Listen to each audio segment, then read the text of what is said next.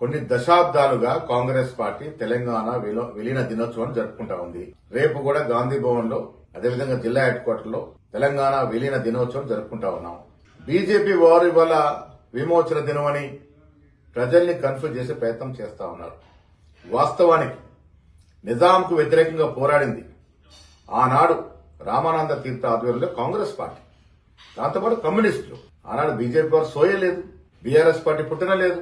వాళ్ళు ఇవాళ విలీన దినోత్సవాన్ని రకరకాల పేర్లతో మారుస్తూ కన్ఫ్యూజ్ చేసే ప్రయత్నం చేస్తా ఉన్నారు. విలీనం కూడా ప్రధానమంత్రి నెహ్రూ ప్రోద్బలంతో సర్దార్ వల్లభాయ్ పటేల్ గారు ఆపరేషన్ పోలో నిర్వహించి ఈ విలీనోత్సవ కార్యక్రమానికి శ్రీకారం చుట్టారు.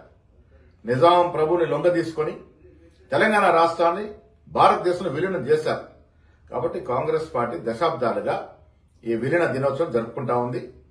బీజేపీ బీఆర్ఎస్ పార్టీ ఎన్ని కుయుక్తులు చేసి ఎన్ని రాజకీయాలు ఈ దినోత్సవాన్ని కూడా రాజకీయం చేయదలుచుకున్నప్పటికీ కూడా ప్రజలు విశ్వసించాల్సింది ఇది తెలంగాణ భారతదేశంలో విలీనమైనటువంటి రోజు, తెలంగాణ విలీన దినోత్సవము. అది జరుపుకోవడానికి కాంగ్రెస్ పార్టీ గర్వపడతా ఉంది.